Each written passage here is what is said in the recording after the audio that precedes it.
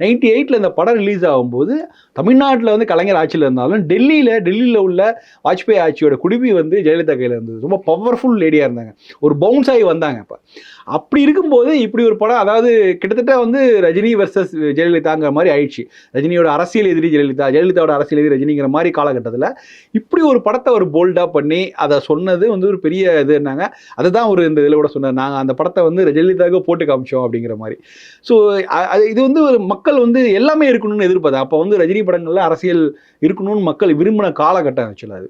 நீங்கள் என்ன சொல்கிறீங்க, யாரை எதிர்க்கிறீங்க, நான் அதனால இந்த படம் வந்து அதனால ஒரு பெரிய அளவுக்கு போய் சேர்ந்துச்சு. எல்லா தரப்புலையும் ஒரு பரபரப்பாக இது ஜெயலலிதா கேரக்டரா அப்படி இப்படிங்கிற மாதிரி. பட் அடிப்படையில் அந்த கேரக்டர் ரொம்ப வித்தியாசமான கேரக்டர். நீலாம்பரி கேரக்டருங்கிறதே ரொம்ப, அது வந்து பார்த்தீங்கன்னா கம்ப்ளீட்டாக ஹைஜாக் பண்ணியிருப்பாங்க அவங்க.